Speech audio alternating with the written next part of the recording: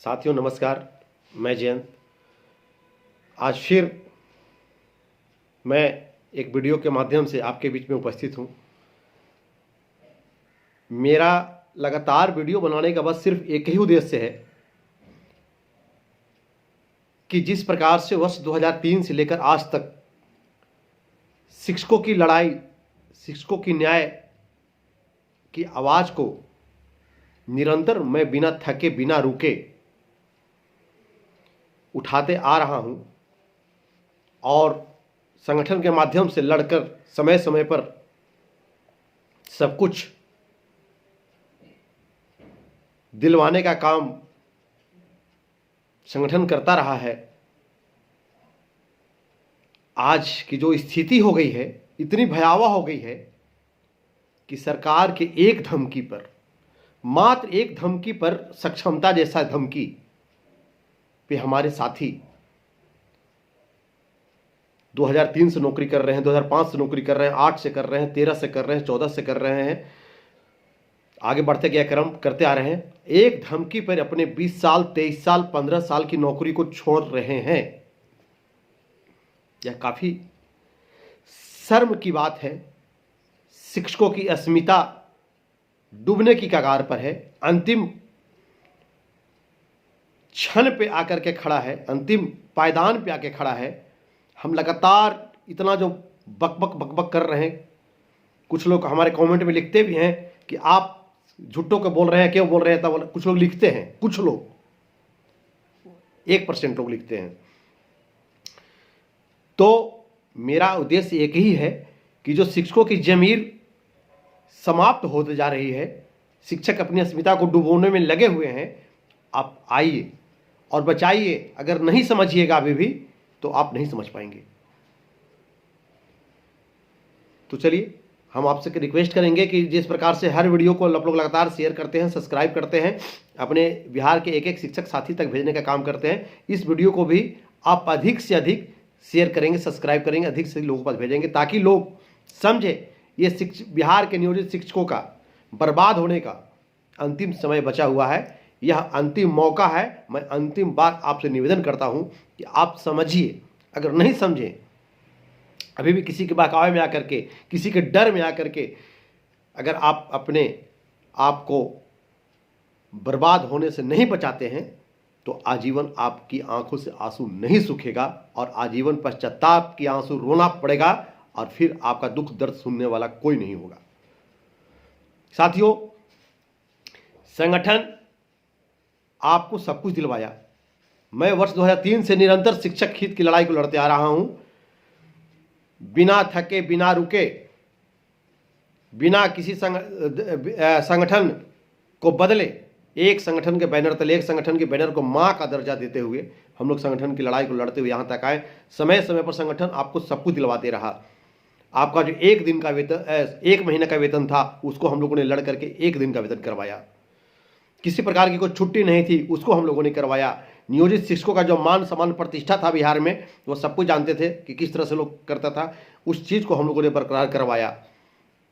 समय समय पर लड़ करके सारा हक को लिया। वेतन वृद्धि, प्रोन्नति, चाइनीज वेतनमान ही सही, 2015 में लड़ करके चाइनीज वेतनमान ही सही, लेकिन संगठन ने दिलवाया। और आज अगर 2015 में वह वेतनमान हम लोग नहीं लिए हुए रहते तो आज इतनी अच्छी स्थिति में नहीं रहते हम लोग। 7वां वेतन का लाभ मिला, 8वां वेतन मिलने की कगार पे है। अब सरकार के एक धमकी पे बताइए, सोचिए, सक्षमता परीक्षा हम बार बार इस वीडियो देखें, या अंतिम बार उल्लेख कर रहे हैं। जिनको समझना होगा समझेंगे, नहीं तो हम लोग जितना रहेंगे एक बिहार में मिसाल बनाएंगे और नियोजित का जो प्रतिष्ठा मान सम्मान है उसको डूबने नहीं देंगे, किसी हाल में नहीं डूबने देंगे। चाहे जितने लोग रहे, हम लोग मजबूती से लड़ करके और सब कुछ लेंगे अपना। आपको आदरणीय के पाठक जी को इसीलिए लाया गया था कि नियोजित शिक्षक को किसी तरह से डरा धमका करके किसी तरह से इनको हटा देना है। इसीलिए सरकार अफरा तफरी में बीपीएससी का बहाली किया। हम शिकायत नहीं करते हैं, मेरे कमेंट में बीपीएससी के साथी भी आते हैं, कमेंट करते हैं, लेकिन जो वस्तु स्थिति है, इसीलिए एक तरफ जहां सोचिए कि 2023 में दशहरा का दिन था, छठ का त्यौहार था, दशहरा में 9वीं 10वीं के दिन तक कार्यालय खुला रहा है, एक दिन कार्यालय बंद नहीं हुआ है। क्यों? कि सभी लोग डीजे और ढोल नगाड़े की धुन में लगे हुए थे। पूरा बिहार, पूरा देश शोर शराबा में था, फंसा हुआ था, और इधर यह अपने गलत मंशा को कामयाब करने में लगे हुए थे, जिसका नतीजा देखने के लिए मिल रहा है। अब तो मीडिया वाले उल्लेख कर रहे हैं कैसे कैसे क्या रहा है। ये इसीलिए था इनका चाल कि इतना शिक्षक पहले बहाल कर रहे और ये इन लोग को रास्ता दिखा दे, बाहर निकाल दे। लेकिन पाठक जी को कहीं एक सुराख तक नहीं मिला निकालने के लिए। तब जाके सक्षमता का यह नाटक रचा गया, और सक्षमता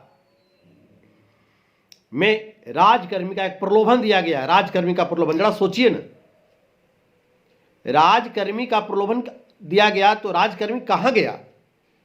उसी राजकर्मी के चक्कर में हमारे शिक्षक साथी फंस गए। वहां पर राजकर्मी को अलग से देने की आवश्यकता क्या थी? इसका अलग से नियम बनाने की आवश्यकता क्या थी? राजकर्मी जो पहले से हमारे शिक्षक, हमारे बड़े भाई आज पढ़ा रहे हैं, विद्यालय में है, वह राजकर्मी है सरकार के नियम के अनुसार। तो फिर जब राजकर्मी हो तो वही नियम तो इन पर लागू होनी चाहिए था। जब राजकर्मी बन गए तो फिर नया नियम बनाने के बाद कहां से रोज संशोधन हो रहा है? मतलब माननीय मुख्यमंत्री जी, आदरणीय एसीएस साहब सिद्धार्थ सर, यह जो राजकर्मी दे रहे हैं सक्षमता पास विशिष्ट शिक्षक को बना करके, तो मतलब अब राजकर्मी भी दो तरह का हो गए, एक नियमित वाला राजकर्मी और एक नियोजित वाला राजकर्मी। कर तो यही रहे हैं आप, शिक्षक को गुमराह तो यही कर रहे हैं। आप बोलते कुछ हैं, प्रिंट मीडिया कुछ और बढ़ा चढ़ के छापती है, शिक्षक को दिग्भ्रमित कर रही है। शिक्षक साथी समझें, अगर अभी भी नहीं समझें तो फिर सोचिए कि क्या आपका दशा होने वाला है। जरा सोचिए कि आप 23 साल की नौकरी, जो 2003 से कर उनका 23 साल हो गया, 2005 से कर रहे हैं उनका 20 साल हो गया, 2013-14 से कर रहे हैं उनका 15 साल हो गया। अब बताइए कि 10 साल हो गया, 10 साल उनका हो गया। अब इतनी पुरानी नौकरी को एक धमकी पर छोड़ रहे हैं। आखिर कब समझेंगे आप लोग? मेरा रिक्वेस्ट है आप लोगों से कि आप समझिए इस बात को। अगर नहीं समझते हैं ना तो दुर्दशा हो जाएगा, दुर्दशा। सरकार यही चाह रही है। अभी जो विशिष्ट नियमावली बना उसको देख लीजिए, उसके नियमावली के अनुसार यदि आप कस करके खांसेंगे क्लासरूम में तो आप पे कार्रवाई हो जाएगी। इसको सरल भाषा में समझा रहे हैं। 2 साल आपको प्रोबेशन पीरियड में रखा जाएगा। उस प्रोबेशन पीरियड में आप पे इतना नुक्स लगाया जाएगा, इतना नुक्स लगाया जाएगा कि नुक्स लगा लगा करके आपको कान पकड़ के बाहर कर देगी सरकार, और आप कुछ नहीं कर सकेंगे। और मैंने अपने पिछले वीडियो में बताया था कि नौकरी आरक्षण का जो उम्र में जो आरक्षण मिलता है, उम्र के हिसाब से, आरक्षित कोटे के हिसाब से आपको उम्र मिलता है, उसके हिसाब से 38 साल 40 साल से ज़्यादा किसी का उम्र का नौकरी करने का नहीं होता है। और आपको 42 साल 45 साल और 52 साल 48 साल 46 साल में यह नई नियुक्ति की जा रही है। विशिष्ट शिक्षक जो है नई नियुक्ति है, आप लोग नहीं समझ रहे हैं। यह नई नियुक्ति है, पूरी तरह से नई नियुक्ति है बंधु, मेरे भाई, मेरी बहन, यह नई नियुक्ति है। अगर जो कोई गलती से भी नहीं, सरकार ही अपने लोगों से देखिएगा कोर्ट करवाएगी, और उस कोर्ट में यह किया जाएगा कि यह नई नियुक्ति जो है 42 साल 52 साल 46 साल 48 साल में नौकरी नए कैसे मिली। ऐसे कंडीशन में कोर्ट जो प्रावधान है उम्र सीमा का, उस पर कोर्ट निर्णय लेगी, और निर्णय लेते हुए आपको एक दिन नौकरी से बाहर जाना पड़ेगा। और उस समय बिहार सरकार के पास जब गुहार लगाएंगे तो बिहार सरकार यही कहेगी कि हम तो नौकरी आपको दिए थे, हम तो आपको राजकर्मी बना दिए थे, नई नौकरी दे दिए थे आपको। अब कोर्ट का, माननीय उच्च न्यायालय का हम सम्मान करते हैं, वो सम्मान करेंगे और आप अपने सम्मान को बर्बाद कर लेंगे, कहीं का नहीं रह जाएंगे। अभी भी वक्त है, अभी समय निकला है कि 1 तारीख से लेकर के 7 तारीख तक में आपको उसी विद्यालय में विरमित होते हुए योगदान कर लेना है। अरे विरमित कितना अच्छा है बताइए, कि एक शब्द के, अब हम लोग शिक्षक हैं और शब्द के अर्थ को नहीं समझ पा रहे हैं, हमारे साथी नहीं समझ पा रहे हैं। मतलब आपको सेवा निरंतरता को ब्रेक कर दिया गया, अब विरमित शब्द जोड़ दिया गया, दोनों एक ही चीज है।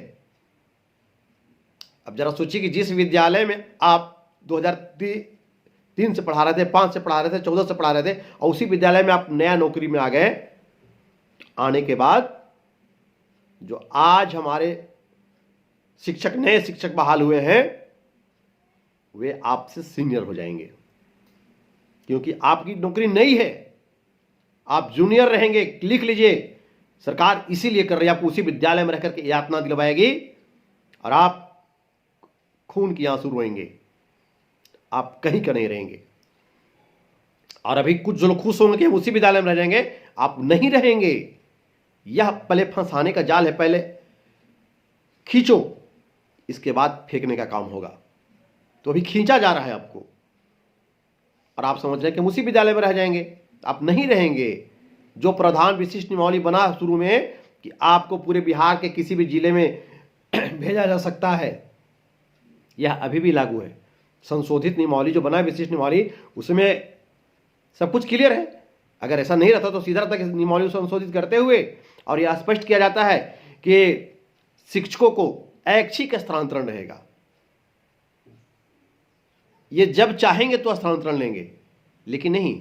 ऐच्छिक जो मीडिया जोड़ा है, मीडिया वाले बिना समझे मुझे लिख देते हैं, प्रिंट मीडिया वाले। ऐच्छिक का मतलब ये ऐच्छिक होगा कि आपसे सरकार ऑप्शन मांगेगी कि आप कहां जाएंगे, मतलब कहां जाएंगे मतलब नहीं, आपसे ऑप्शन मांगेगी कि 5 विद्यालय, 7 विद्यालय, 5 प्रखंड, 7 प्रखंड, 5 अनुमंडल, 5 जिला, इस तरह का मांगा जाएगा। वो आपका ऐच्छिक रहेगा कि उसमें से कोई एगो मिलेगा। ये मत सोचिए कि आपका ऐच्छिक स्थानांतरण, जो ऐच्छिक उसको बोलते हैं जो पूर्व से हमारे बड़े भाई नौकरी कर रहे हैं, राजकर्मी दर्जा पाते हुए शिक्षक, उनका ऐच्छिक है। यदि वो चाहते हैं तो जून और दिसंबर में अपना ट्रांसफर लेते हैं, नहीं चाहते हैं जहां है। ये ऐच्छिक कहां मिला आपको, तो सोचिए और समझिए। अभी एक साथी का कमेंट बॉक्स में आया था कि भैया आप ओपीएस पे बोलिए। देखिए, ओपीएस, एनपीएस जो है वह ओपीएस है, लेकिन थोड़ा सा हट के, हल्का सा हटा हुआ है। अगर कहा जाए इसको सरल भाषा में तो एनपीएस का मौसेरा भाई ओपीएस है। थोड़ा सा इसमें चेंजिंग हुआ है, हल्का सा वृद्धि, लेकिन वह भी अभी वह उसको ले दूर दूर सोच लीजिए। जो आप 23 साल से नौकरी किए, जो आपको सब समय पूरा देने का, वो तो आपको सरकार कान पकड़ के बाहर कर रही है, डरा के धमका करके। अभी ओपीएस के लिए केंद्र का पॉलिसी बना है, अभी कहीं कोई लागू नहीं हुआ, केंद्र लागू करेगा, प्रधानमंत्री की योजना है वह, और वह भी उसको मिलेगा जिसका नौकरी 25 साल है। किसका नियोजित शिक्षक, किसका 25 साल नौकरी बच रहा है, किसी का है क्या? तो फिर क्यों चक्कर में पड़े हुए हैं भाई? हम बार बार कह रहे हैं कि सरकार बस एक ही चीज के लिए हटा रही है हम लोग को, बस एक चीज के लिए। अभी भी ध्यान दीजिए, स्नातक ग्रेड में प्रमोशन, जो हमारे स्नातक शिक्षक बहाल हुए थे टीईटी वाले, उनको प्रधानाध्यापक में प्रमोशन, सभी लोग का कालवत प्रोन्नति समय सीमा का 10 वर्षा, पहले 12 वर्षा था, अब 10 वर्षा हो गया है। अभी भी कहीं कहीं चिट्ठी निकल रहा है 12 वर्षा, वो गलत हो रहा है, 10 वर्ष में मिलना चाहिए। और जब 10 वर्ष का लाभ मिलेगा तो हमारे 13-14 वाले बहाल शिक्षक भी आ जाएंगे उसमें, और बाकी जो पहले वाले शिक्षक है उनको भी एक अच्छा खासा एरियर बनेगा। नियमित शिक्षक का 10 वर्ष में है कालवत प्रोन्नति। और वही आर के महाजन साहब का नियमावली 2020 में लिखा हुआ है कि भविष्य में नियोजित शिक्षक को भी नियमित सहायक शिक्षक की तरह प्रोन्नति पदोन्नति का लाभ दिया जाएगा। तो उनका 10 वर्ष है तो मेरा भी 10 वर्ष हो गया। अब सोचिए कि स्नातक ग्रेड में मात्र सिर्फ प्रमोशन होने से आपका लगभग 4-4.5 लाख एरियर बनता है। जोड़ के देख लीजिए, पढ़े लिखे, हम कोई प्रचार नहीं कर रहे हैं, हमको कोई दूसरा नेता नहीं बनना है, हम भी शिक्षक हैं। अपनी शिक्षक की जमीन और अस्मिता को बचाने के लिए बोल रहे हैं। जोड़ के देख लीजिए।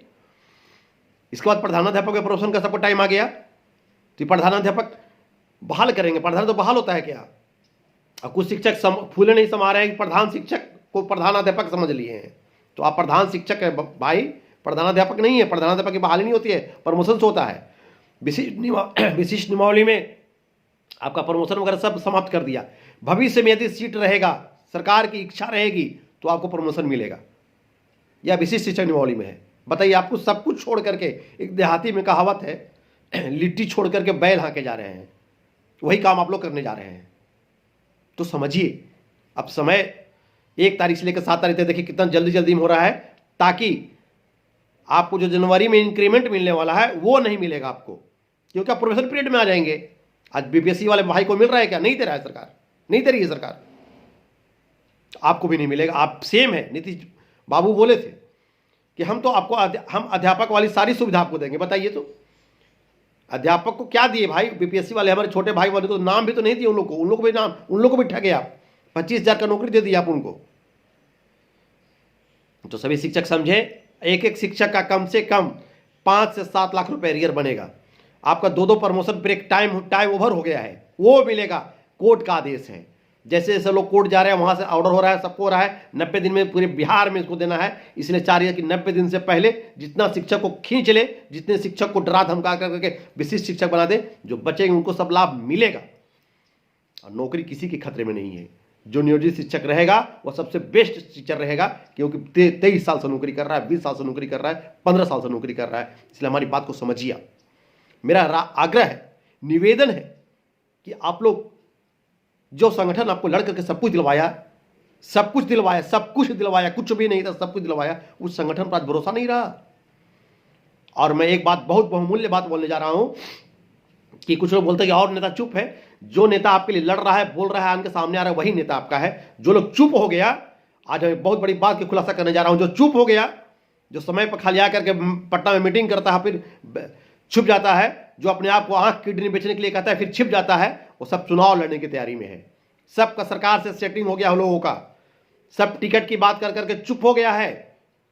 अगर नहीं चुप हुआ है तो आज कहां गया? आज नियोजित शिक्षक के नेता कहने वाले नियोजित शिक्षकों का अस्मिता दांव पे लगा हुआ है, डूबने जा रहा है, और लोग चुप बैठ के देखा हुआ है। और जब चंदा तहसील था तो आंख और किडनी बेचता था और संयोजक बनने के लिए ड्रामा करता था।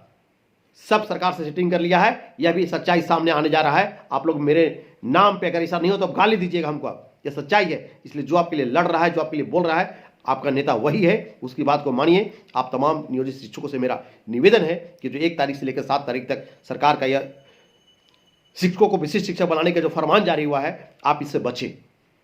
आपको कुछ नहीं होगा। आप नियुक्ति पत्र लेने के बावजूद भी आप नहीं जाते हैं तो आपको कोई दिक्कत नहीं है, आपको कहीं कोई दिक्कत जरा सा भी नहीं होगी। तो चलिए, आप अगर हमारी बात को समझ सकते हैं तो अधिक से अधिक कमेंट बॉक्स में आइए, जवाब दीजिए, अधिक से अधिक शेयर कीजिए, सब्सक्राइब कीजिए और हमारी बात को मानिए। मैं नियोजित शिक्षकों की अस्मिता बचाने के लिए मैं आप सभी का चरण वंदन करता हूं। अस्मिता को बचाइए, बिहार के शिक्षकों का अस्मिता को बचाइए, वरना आने वाला समय हमें माफ़ नहीं करेगा। शिक्षकों का काला इतिहास लिखा जाएगा। नियोजित शिक्षक का अस्मिता धरती से सदा सदा के लिए समाप्त हो जाएगा। जय हिंद, जय भारत।